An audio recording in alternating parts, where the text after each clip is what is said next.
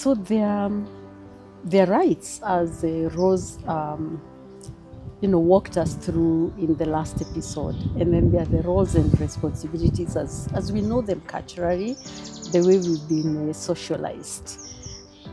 And in this next episode, we are going to look at, so then what happens when the rights, are denied, or, they are stepped on, and then what happens? I come into this relationship, I have my expectations because my aunties told me, the pastor, when we did the premarital counseling, told me there's what I should expect of my husband, there's what I should expect of him as a father, and he also came in with his expectations. My name is Margaret Njehia, and we continue with the series. We are talking about family matters where law meets life. Welcome back, Rose, and it's such an honor to have you, spend as much time with us. Almost every week we keep calling you. Right. We appreciate and thank you for continuing to educate us. So last week you told us about the roles and the difference from the rights. Right.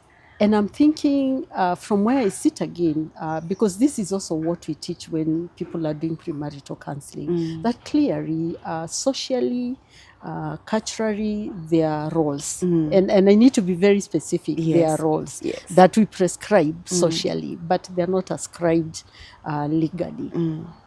There's the expectation. This man I've been told is the head of the family, what he's expected to do. Right. And there's what he has been told. Even when he went for the bachelor's party, I'm sure there's what they told him. Just like me, I was told when I sat with the ladies. And they're very different.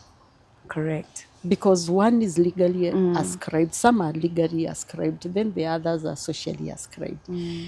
And what kept me, thinking this week is this what brings families to a family lawyer?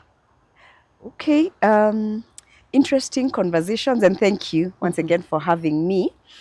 So we are clear that there are roles and there are rights. Yes. And the rights and obligations are the ones that will be prescribed by the law, and the roles and the responsibilities are because of, culturally or the way life generally is. And for us as families to function in a certain way, and probably for us as the couples in this relationship, not just to sit pretty and wait for the other person to do everything, for me to apply myself. Exactly. And so we said, you see, those roles and responsibilities are obviously important in the families because even for good order, isn't it? Just generally for good order. Yes. We all can't just sit and hope that the family will run itself.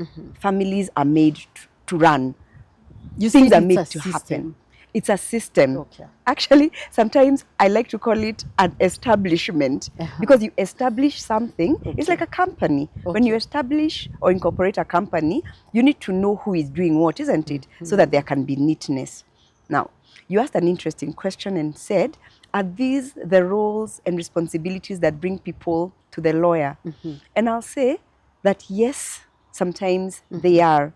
This is what happens. So, just as you had said, Maggie, we meet when we are adults. Remember, when we started, we said it has to be two adults over 18 years old consenting. Now we have consented. I come with some experience, which I will start to express in my marriage. He comes with his experience that he'll start to express. Maybe what I'm expecting is I was a daddy's girl, and my daddy used to take care of the fees and take care of the bills in the house. And my expectation, therefore, is that my husband will take on that role and I'll sit pretty and he'll pay the bills. He might have come maybe from a home where his mom was a breadwinner. Maybe he was from a single family, a single parent family where mom was everything. And he comes with the expectation that a strong woman start to run this thing. Apply yourself. Now, when there's such clashes and people are unable to deal properly with the challenges or these issues that confront them, then yes, indeed, it may cause disharmony in that family, Of course, it's not the only thing. There are many other issues. There is finances, there is infidelity, there is maybe bad old cruelty. There's all of those things, but also the clash in roles and responsibilities is something that may bring people to the lawyer, the family lawyer. I'm certain, Maggie, that they also definitely bring people to the counselors as people just try to figure out, how do we deal with this? This is very interesting, Yeah. because I think now we are at the point now where we are like, this is where the law meets life. Exactly. Because even when they come to the psychologist, and any psychologist and marriage and family therapist will tell you, one of the things that you notice is expectations. And some of these expectations are covert. They were never Agreed on. verbalized. Exactly. And like you said, you grew up in a family where your dad did everything. So I came in with the expectation of, you're also the man. I expect you to be like my dad and apply yourself.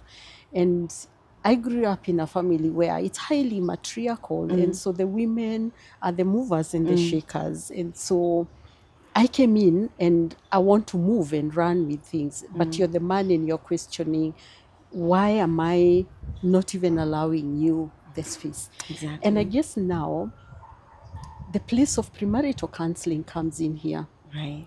As we are forming the family, as you walked us through in a previous episode, then I think this is the place where, who am I? What are my expectations as I come in? Who are you? Where are you coming from? What are you bringing with you? What is your expectations? And because the expectations are covert, then you sit there and you're waiting on me to do something. Right. But I don't know, because you have not verbalized. Communicated it. You have not Yeah. communicated it. Yeah. Okay, thank So you. let's keep it here as we continue to learn and more about family matters where the law meets life. Thank you. Thank you.